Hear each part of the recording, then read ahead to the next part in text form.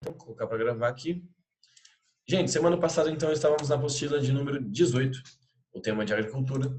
A gente deve avançar bastante hoje, até quase acabar aí, né? Então, semana passada a gente teve duas aulas, nas quais a gente conversou um pouquinho sobre sistemas agrícolas, extensivo e intensivo, tipos de agricultura, e eu falei para vocês da Revolução Verde.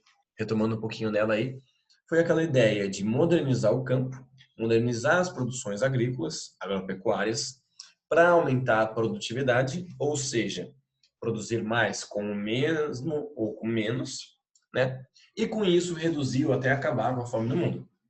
Só que isso trouxe uma série de consequências negativas.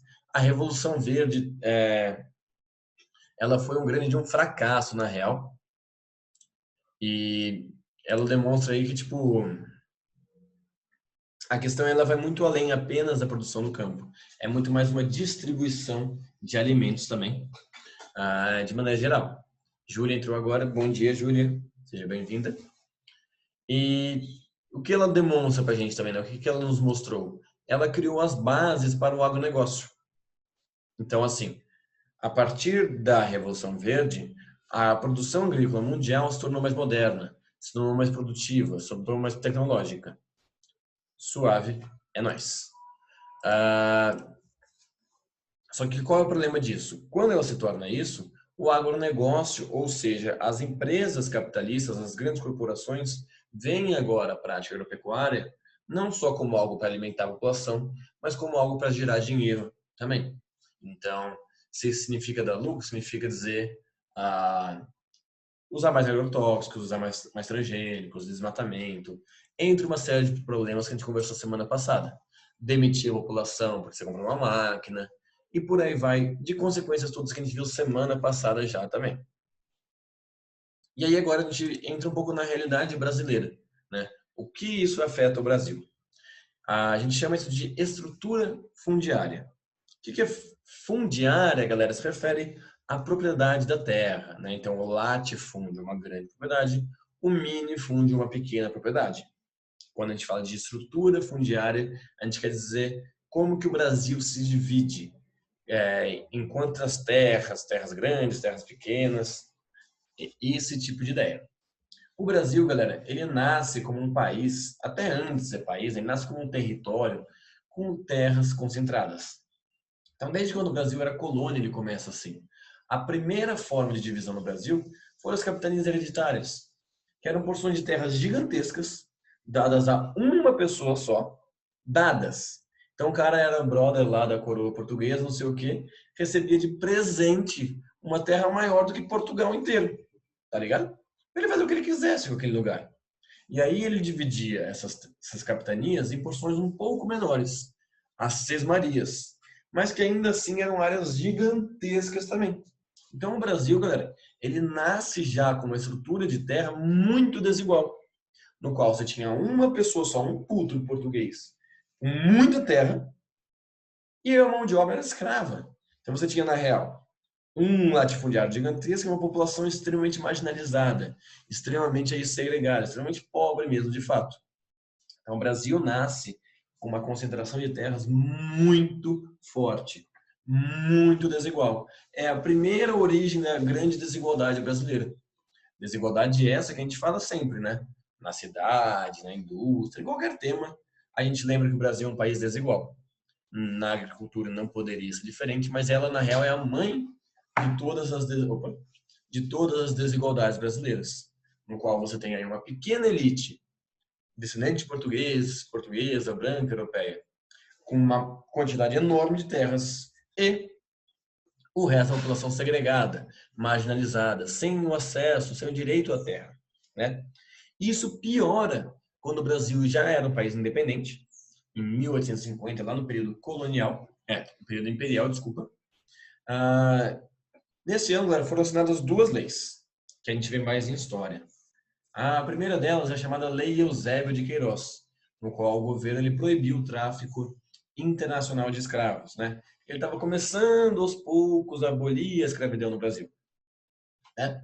E ele assina então a Lei Eusébio de Queiroz. O governo já sabia que aos poucos os escravos iam ser libertos, e que muitos imigrantes viriam da Europa também. O que ele fez? Para impedir o acesso, principalmente dos escravos, à terra, eles criaram a Lei de Terras.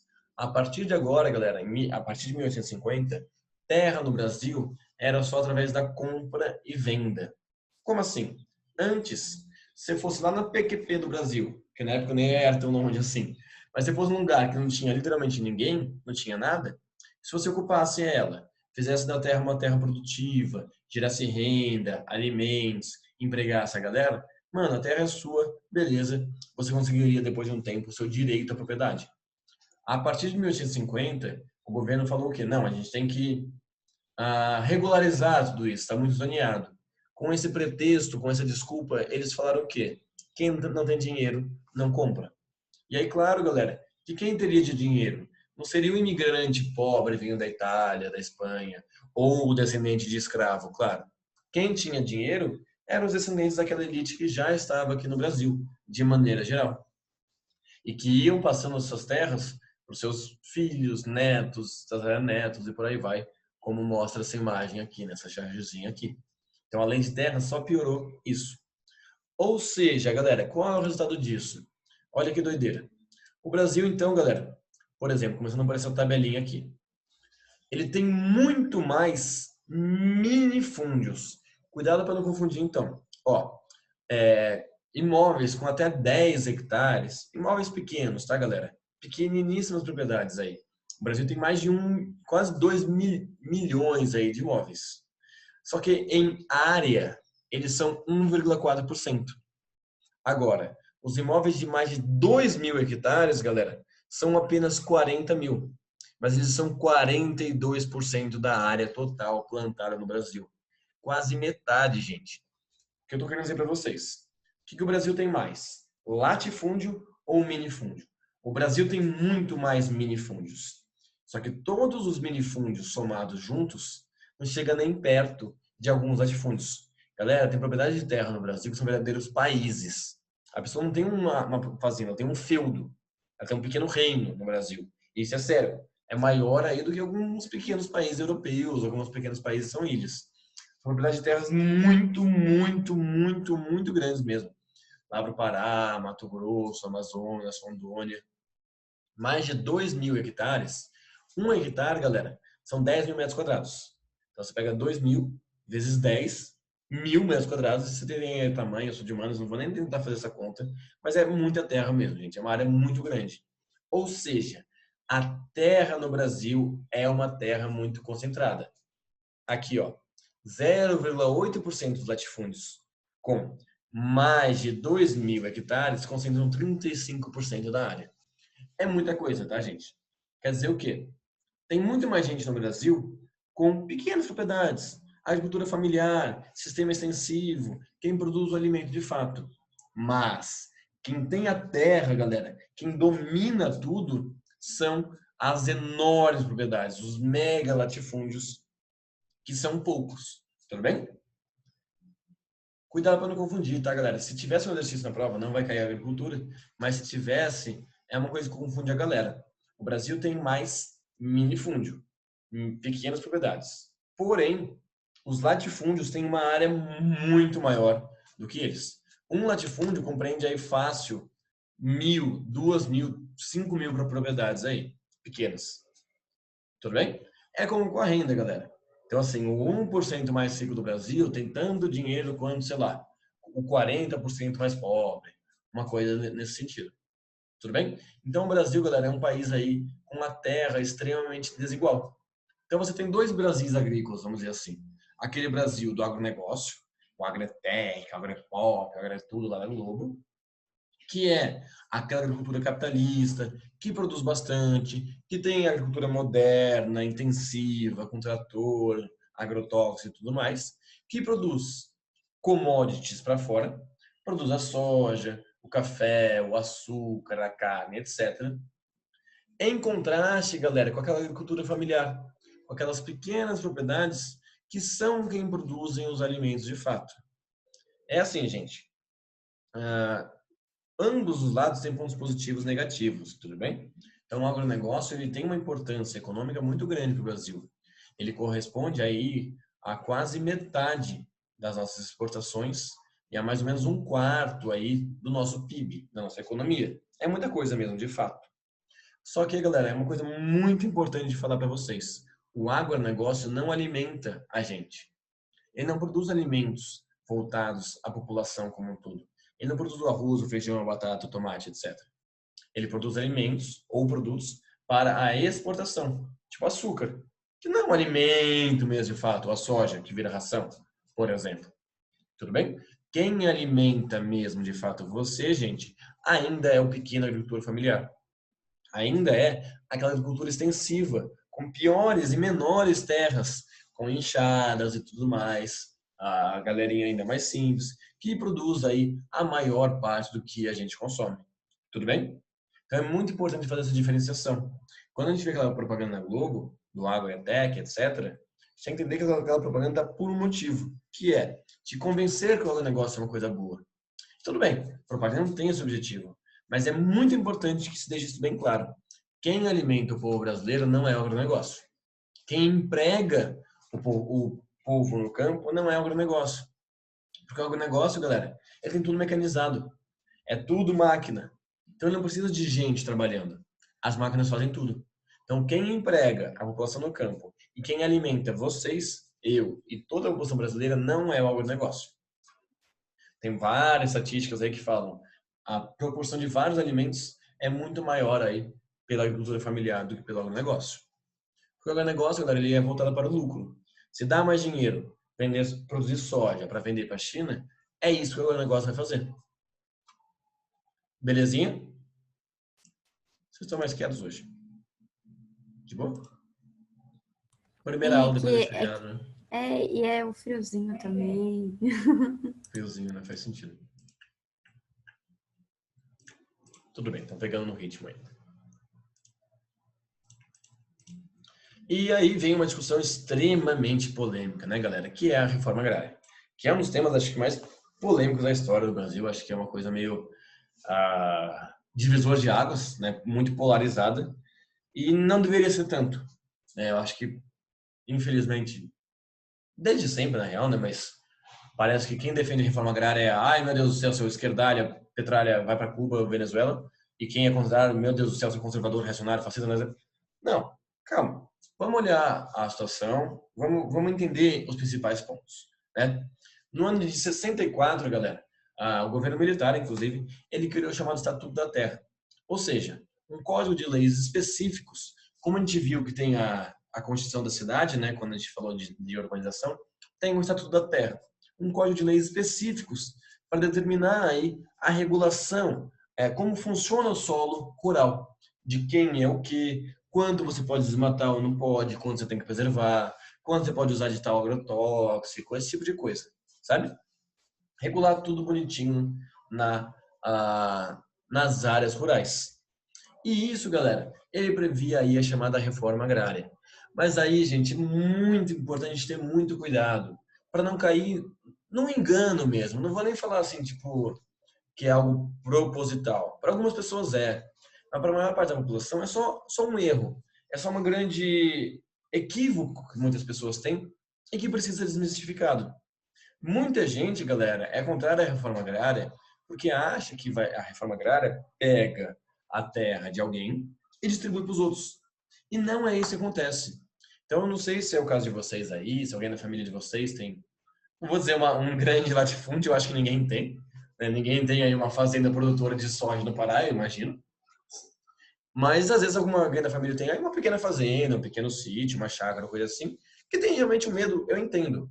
Bruno, irão pegar a fazenda do meu avô, o sítio do meu tio, que a gente vai lá passar uma semana, e vão distribuir para o MST?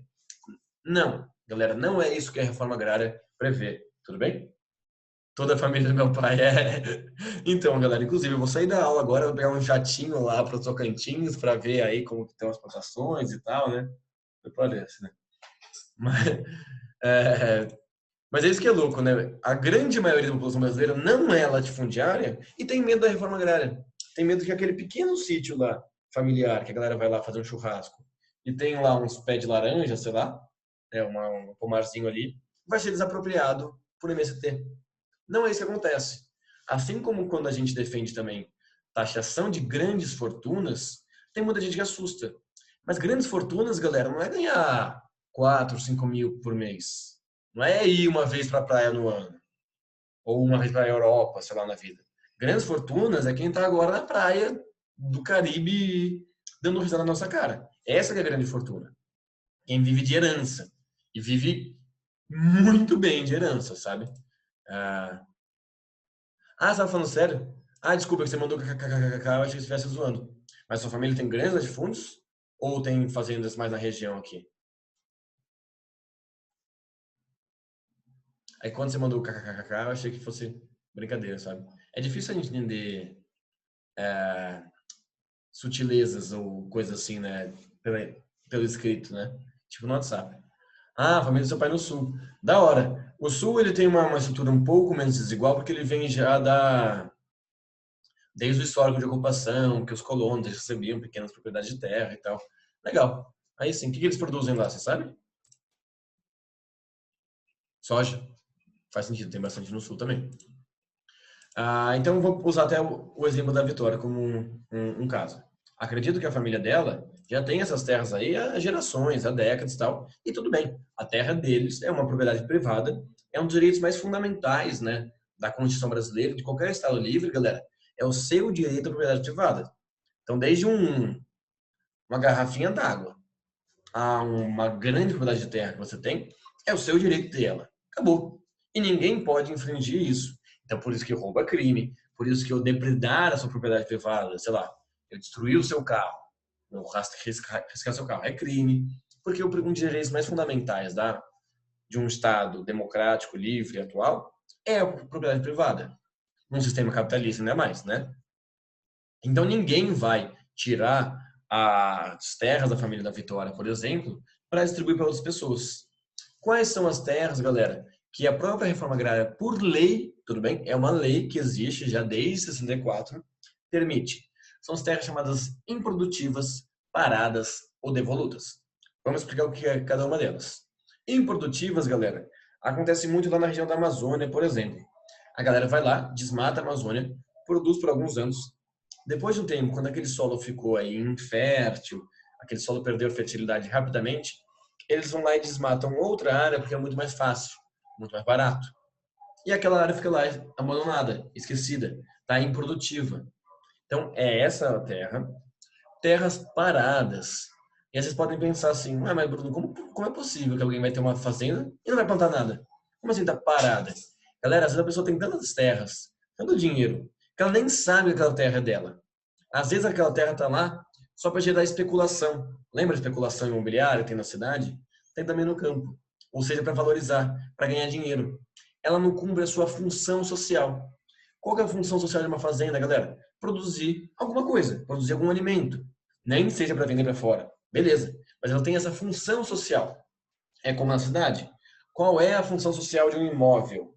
Abrigar uma pessoa, uma família, ser uma moradia. Se ele não está sendo usado para isso, ele não cumpre a sua função social.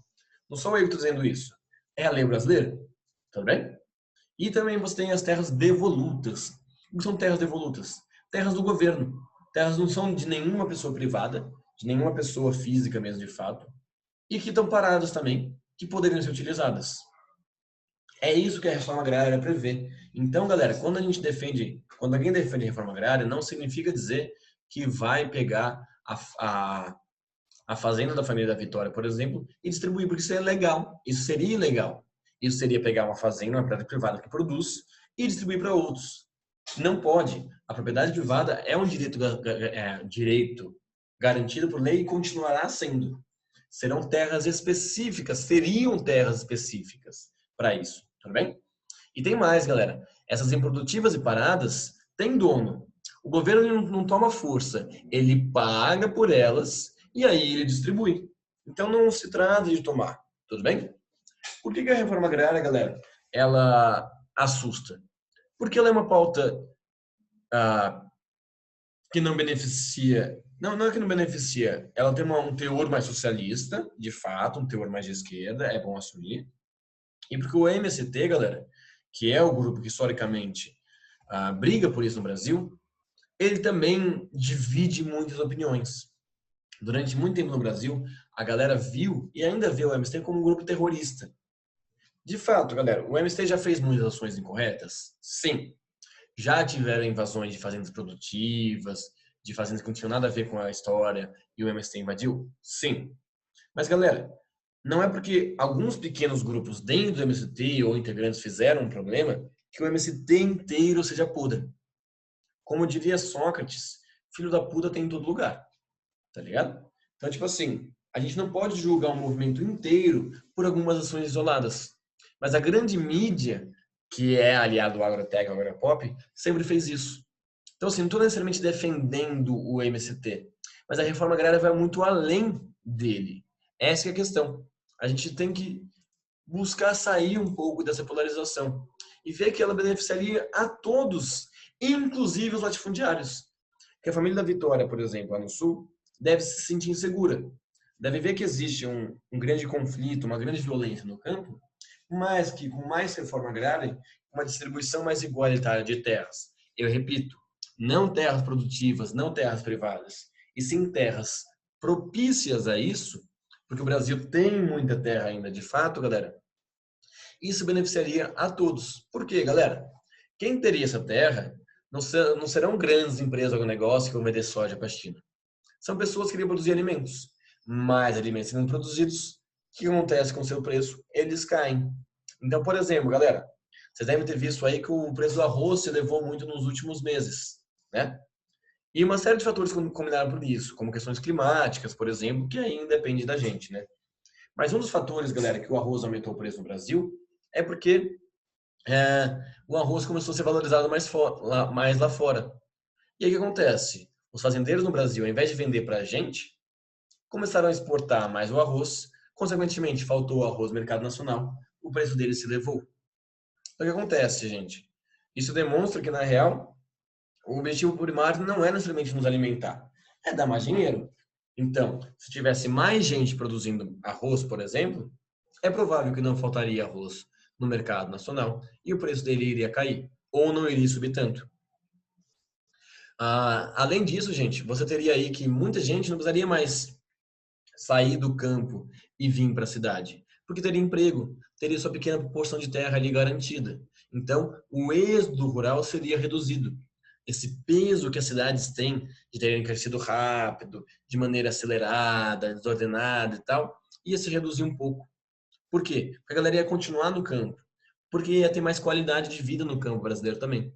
A violência rural, que é muito forte, galera, e eu tenho um mapinha aqui, eu já volto aqui. Ah, não, acho que eu não coloquei um mapinha. Mas tem um mapinha de violência rural, galera, com todos os assassinatos, com todas as mortes no campo brasileiro. Todos os anos, galera, uma galera é assassinada por conflitos por terra. Luta, literalmente, de fato, por propriedade de terra. Só que é uma luta desigual. De um lado, você tem os latifundiários com poder político, com poder econômico e militar até, com milícias armadas, e do outro você tem aí o pequeno fazendeiro, o pequeno proprietário, sem condições mesmo de lutar por isso. Então é uma luta extremamente desigual, mas que gera mortos, que gera problemas dos dois lados aí, né? E com tudo isso, galera, seríamos um país menos desigual, um país com mais qualidade de vida. Então, a reforma agrária, galera, não deveria ser uma pauta socialista ou de esquerda. Deveria ser uma pauta que, independente da ideologia, todo mundo defende, inclusive o latifundiário, porque ia beneficiar a vida dele. O latifundiário ia ter uma vida mais tranquila e mais feliz se ele não tivesse medo de que a sua fazenda fosse invadida, por exemplo. Se ele tivesse mais produção de alimentos, que inclusive iria beneficiar a ele mesmo também. É uma qualidade de vida, galera, que beneficiaria a todos, do mais pobre ao mais rico, inclusive a gente, que teria mais alimentos com mais qualidade e mais baratos para consumir na cidade. Então, a reforma agrária não deveria ser uma pauta de esquerda, de direita, de centro, sei lá, independente do MST até, inclusive. Reforma agrária deveria ser algo, como a lei prevê, feito para todos. Beneficiaria a todos. E eu repito, não significa dizer tirar a propriedade privada. A família Vitória pode ficar tranquila que jamais o governo irá lá tirar a fazenda dela, a família dela. A não ser, claro, que aí essa terra seja improdutiva, seja parada ou algo assim, mesmo assim o governo vai lá e vai comprar. Tudo bem? Só que, galera, a reforma agrária quase nunca avançou no Brasil, né? Então, eu coloquei aqui para vocês o trechinho que fala realmente de fato da reforma agrária, a fotinho da construção da terra, e tem até um instituto brasileiro do governo para isso, que é chamado INCRA, Instituto Nacional para a Comissão de Reforma Agrária. Algo previsto por lei, então. Só que o que é problemático, galera? Isso esbarra nos interesses daquela velha elite colonial que vem desde lá dos donatários, das capitanias hereditárias, que não querem abrir mão de nada. Mas o problema, galera, é que abrir mão de nada, nesse caso, beneficiaria até a eles. Mas como que você convence uma elite tradicional brasileira, que sempre teve acostumada a ter tudo, de que, de repente, se ela abrir mão daquele negócio que nem é dela na real, que às vezes é do governo, por exemplo, vai beneficiar ela também?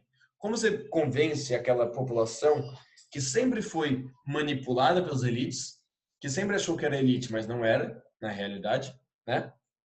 A realmente ser favorável a uma pauta que parece, a princípio, que não vai beneficiar ela. É complicado. E isso demora para avançar. Então, ainda o Brasil ele caminha muito pouco, ou pelo contrário, na real, na reforma agrária. O Brasil ele avançou muito pouco. Pouquíssimas famílias foram assentadas, né? Os assentamentos de trabalhadores rurais. E a gente ainda tem muitos conflitos pela terra no Brasil. O Brasil ainda é um país extremamente desigual. A violência no campo é muito forte. E dentre as muitas consequências, a gente tem o preço caro dos alimentos. Mas a vantagem é que o brasileiro é um país bom de fazer meme, né, gente? Não sei se vocês viram aí, pelo menos os memes do arroz foram engraçados aí, né? Tipo, as temacarias estão colocando mais salmão no sushi para economizar, feijão por cima do arroz é ocultação de bens. Esse meme, não sei se vocês entendem a referência, não sei se vocês lembram da novela da Nazaré Tedesco, Senhora do Destino, é da época de vocês? Acho que não, né? Talvez vocês tenham visto, não vale a pena Ah, ver no Viva, né? eu lembro que eu vi Não Vale a Pena Ver de novo. É isso. É daquela que empurrava na escada a galera, que logo no começo da novela sequestrou a criancinha aí, e aí nesse caso seria um pacote de arroz. Eu devia ter pensado nisso, acho que a referência é meio velha, né? É que novela, gente, eu parei de assistir faz, sei lá, muitos anos. Né? Hoje em dia, sei lá, a gente assiste série, né? Não sei vocês, eu não assisto mais novela, então Ah, eu eu não também sei, não. eu não sei Eu como são os memes. até assisti Malhação em 2018, mas depois não assisti mais, não. Ah, sei lá, tá ficando meio chato, não gostei mais. É, nossa, Malhação, gente, putz, isso faz muito tempo que eu não vejo, caraca. E olha, Malhação de quando eu era criança já tinha Malhação, hein? Tudo bem, gente? Então, meio que só para encerrar esse assunto. Então, assim, a reforma agrária é polêmica, é complicada, é um assunto muito delicado. É porque o Brasil, historicamente, ele é dominado por uma elite tradicional, que vai continuar moldando o pensamento da população como um todo. Então, muita gente que não tem nada a ver, às vezes, com o campo, é contrário a essa proposta. Assim como taxar mais as grandes fortunas, né? Muita gente que não tem nem perto de ter uma fortuna é contrária, achando que vai ser afetado. Mas não é esse caso, tá? Então é importante a gente desconstruir esses mitos, esses enganos, esses equívocos intencionais que são colocados pra gente. Independente da nossa ideologia, do governo atual, os antigos, tá? Mesmo porque isso vai muito além de um ou outro partido só, tá? Belezinha por enquanto? Só pra Belezinha. gente acabar, ó, galera, falta bem pouquinha coisa na real. Alguns principais produtos agrícolas do mundo e do Brasil. Não tem muito o que falar sobre isso. Não precisa, óbvio, ficar decorando, tá, gente?